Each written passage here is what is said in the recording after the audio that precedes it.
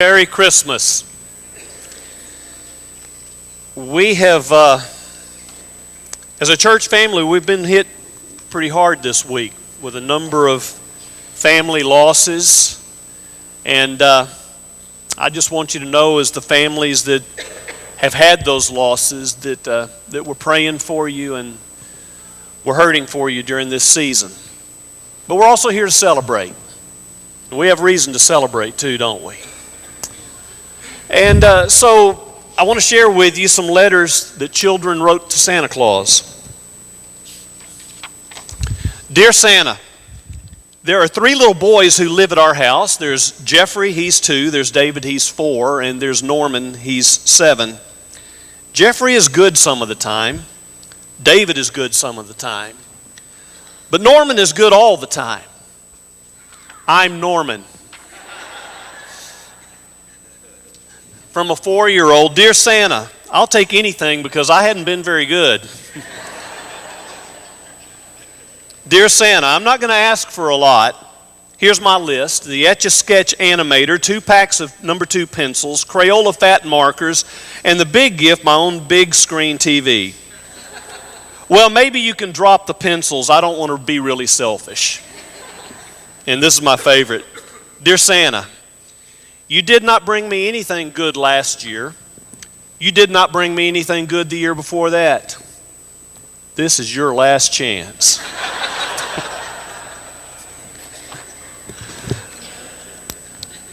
As Mark has already mentioned, Christmas is associated with waiting.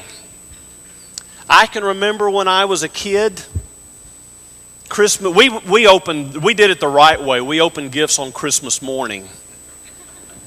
I'm kidding. Everyone has their own traditions, and in fact, we're doing ours tonight. But when I was a kid, we always did it on Christmas morning, and I would go to bed that night. There was no reason to really go to bed because I couldn't sleep. I was so anxious about getting up the next morning to open up those gifts. And depending upon when you open your gifts, maybe some of you already have, maybe some of you are going to this afternoon or tonight, tomorrow morning. Some of you kids are feeling that very anxiety that I'm talking about, and some of you adult kids are too, aren't you? Well, this season has long been associated with expectant waiting. But originally, it was expectant waiting for something different than we do. You've heard the term Advent. In Churches of Christ, we haven't been big on some of these things that are traditionally practiced by many other groups, and I think sometimes it's to our detriment. Advent is really the idea that during this season, when in the Bible, particularly the verses that have been read this morning from Luke, there is this expectation of one who is to come. And Advent is intended to get people to be thinking about that in the weeks leading up to Christmas. And not only is Advent about thinking about or feeling the entering into the story and feeling what those people felt, but it's also the idea of us being expectant about the Lord's coming again. So it's interesting to me that in particular in Luke's account, every person in that account is anticipating, is filled with anticipation. Mary and Joseph, they're waiting. Zachariah and Elizabeth, they're waiting. The little drummer boy, he's waiting.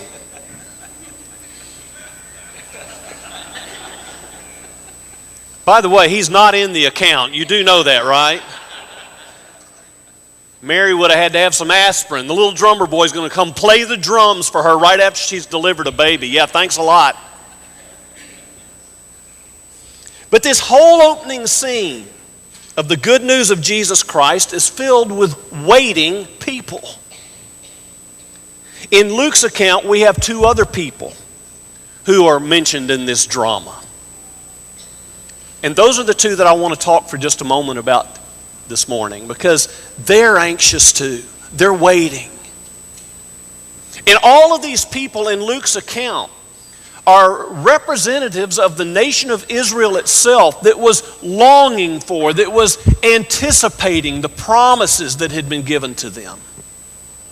The Psalms are full of these expressions of waiting. Let me give you one example. Psalm 130. I wait for the Lord, my whole being waits, and in His word I put my hope. I wait for the Lord more than watchmen wait for the morning. I wait for the Lord more than watchmen wait for the morning.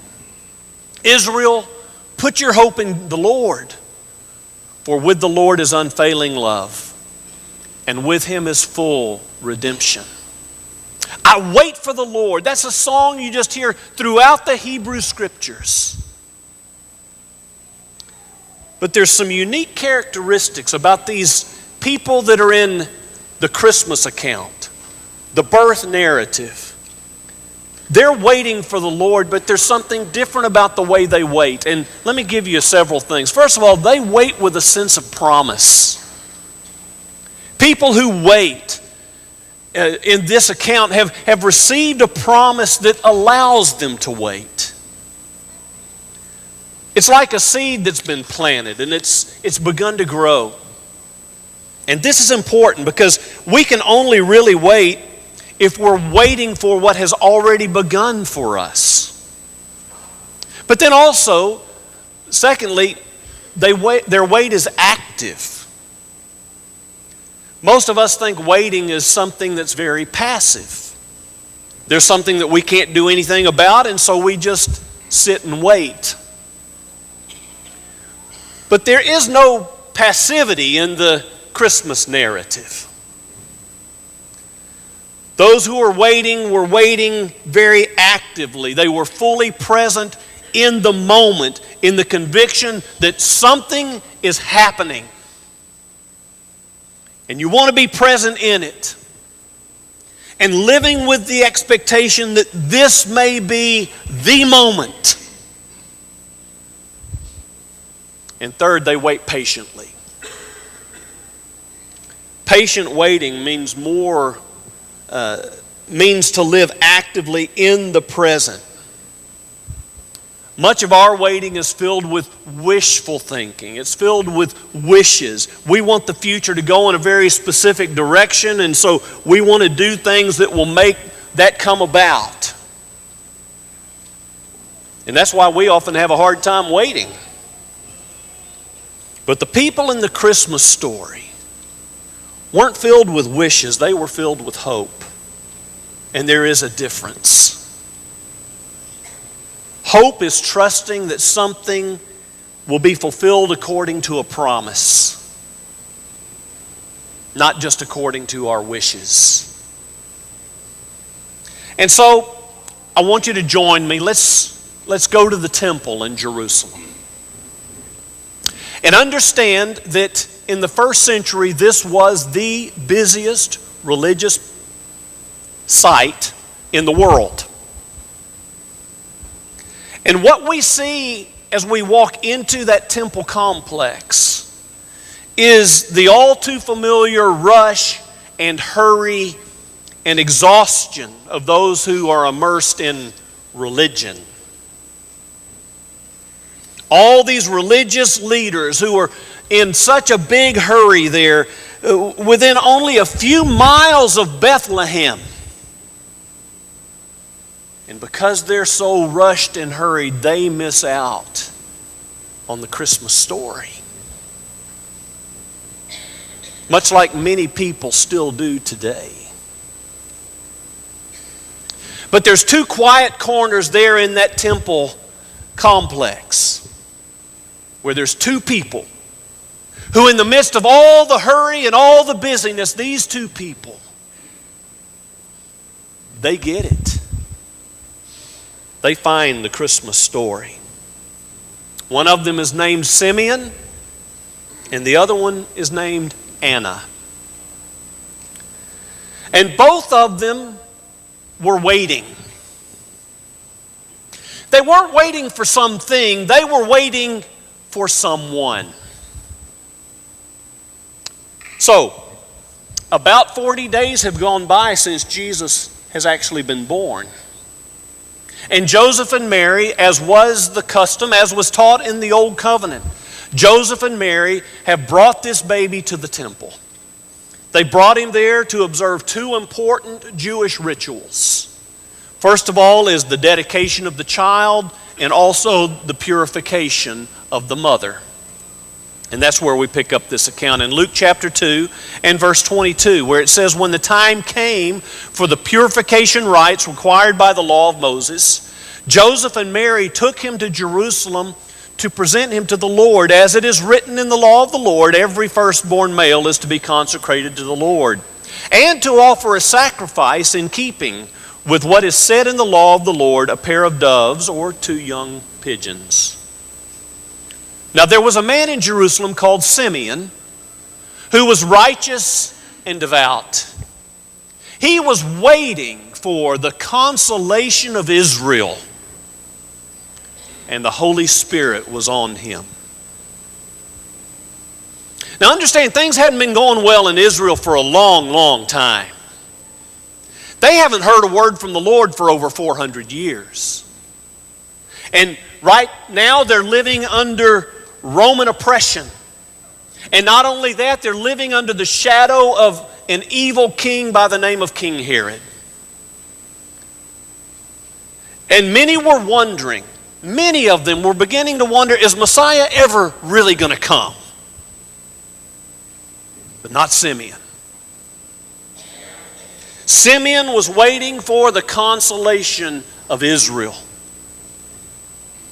He was waiting for the comfort that was going to come to this nation when Messiah comes. And among the Jews of his day, one of the more popular titles for Messiah was the Comforter. You know, this desire to be comforted is a universal one. Because every one of us, at distinct times in our lives, we find ourselves struggling with feelings of loneliness or emptiness or insecurity, maybe even desperation. In fact, a season that should be one of peace is one of the busiest times of our year and one of the most critical times of year for anyone who suffers with depression. And so Simeon is anxiously waiting for the consolation of the Lord, for the comforting of the Lord. And so it says in verse 26, it had been revealed to him by the Holy Spirit that he would not die before he had seen the Lord's Messiah.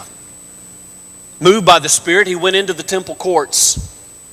When the parents brought in the child Jesus to do for him what the custom of the law required, Simeon took him in his arms. Now, moms, I want you to imagine you're in a public place and an old man walks up and takes your baby from your arms. What are you going to do? Well, Simeon took Jesus in his arms and he looked into the face of that baby. And he knew that God's promises had been kept.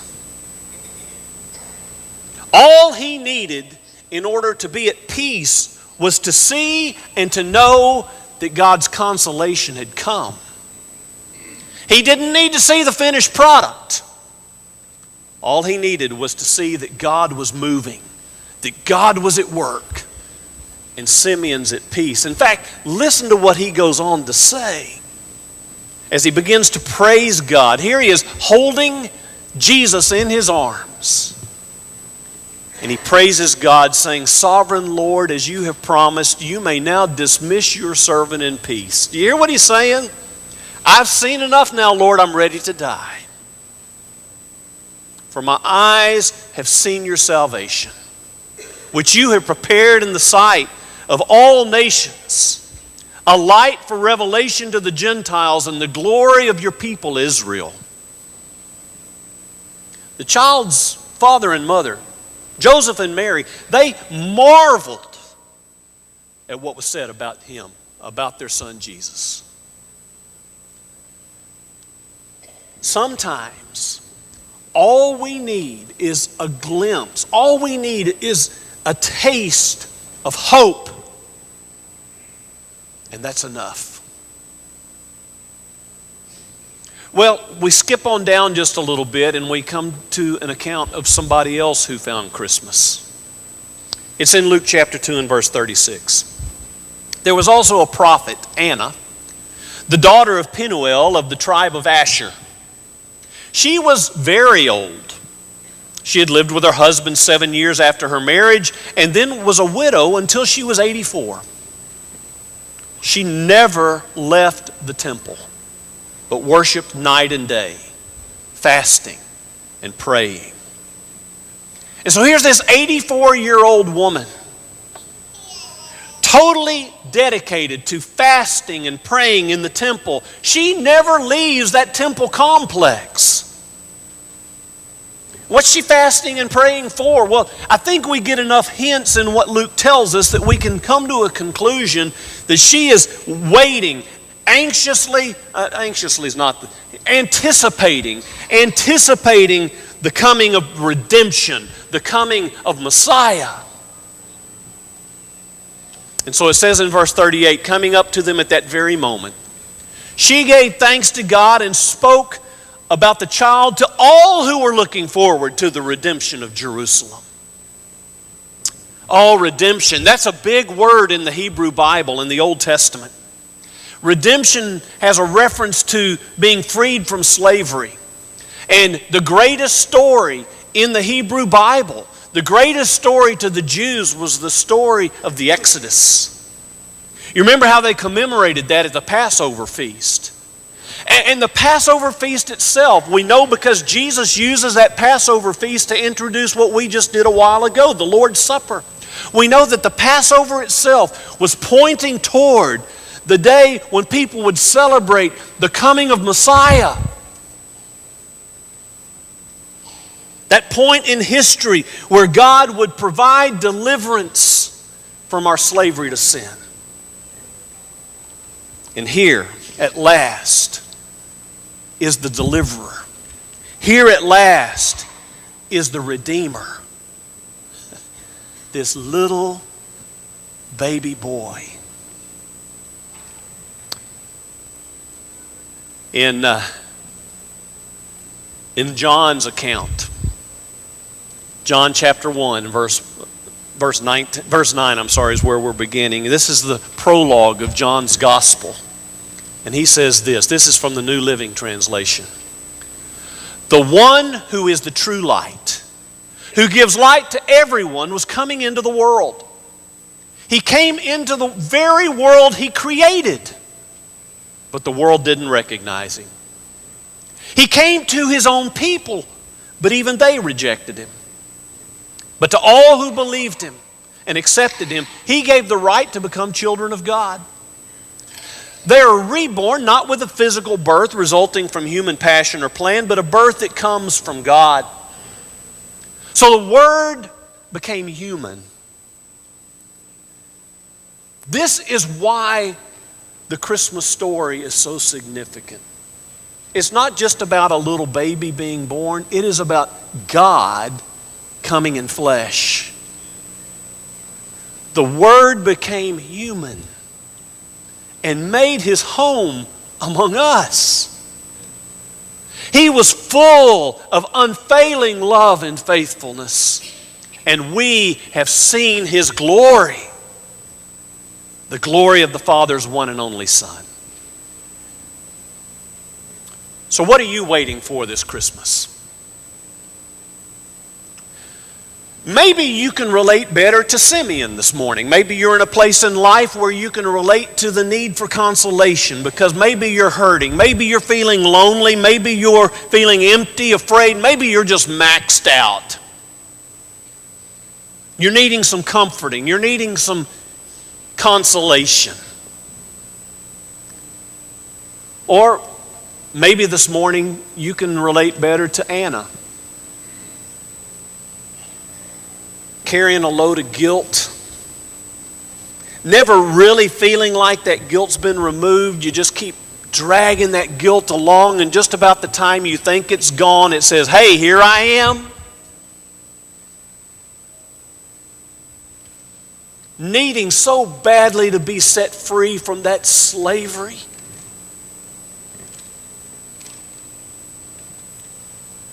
Either place you might find yourself, I want you to realize today you can find it in the Christmas story. You can find your answer in the Christmas story. That baby, God made flesh, offers us forgiveness and redemption. So I want to challenge you this year, as I'm challenging myself. Be a marveler this Christmas. Be filled with awe and wonder and astonishment. Don't get so caught up in the busyness of this season that you miss Him. This is a dangerous time of year. It's dangerous because we're inoculated with just enough of the story every year that we run the risk of never experiencing, as I've been talking about the last couple of weeks, the immaculate infection. This Christmas story is loaded with promise. To a world that's moving along in its brokenness, Jesus, Messiah, came. And into our own worlds, Jesus, Messiah, continues to come. And to those who are doubting, to those who are stuck in loneliness or in addictions or in destructive relationships, Jesus comes. And He doesn't come to take all of the issues away, but He comes alongside us with the promise that God will not stay away beyond the azure blue, but that He comes to be with us, among us. In that vulnerable infant is the incredible message that God is determined to share in your life and mine fully and completely. And that makes a difference, doesn't it? He's not waiting until we get ourselves in perfect order. He comes to us in our mess. He comes to us in our brokenness. That's what He did when He was born, when He came. So all of which means that this Christmas, our joy is not some kind of a superficial one. Hey, don't get me wrong. I love Silent Night. It's one of my favorite Christmas songs. But it just sets the wrong picture when it says all is calm and all is bright. The world that Jesus came into was neither calm nor bright. It was a mess. Things haven't changed a whole lot, have they? And our joy today, though, comes from the fact that God comes to us here and now. Not just after we get everything fixed. He comes here and now to share in, to give us blessing, to redeem us from our brokenness. And so tomorrow is Jesus' birthday party. Now, I know I grew up with this same thing. Well, we don't know if it's Jesus' birthday or not. No, that's true. In fact, do you know what I have found out? Most of the people that we used to point fingers at and say, oh, they think that tomorrow's Jesus' birthday and we know He wasn't. They know that too, They know that. But they're like I am now. They don't care.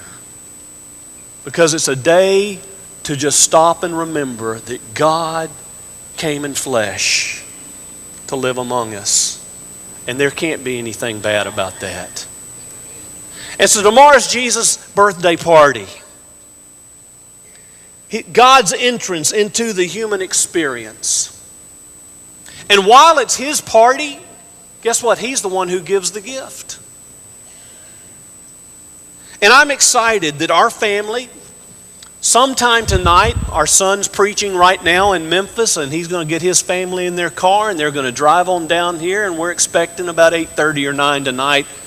We're going to gather around, and we're going to all, as a family, open up our gifts. And I look forward to that.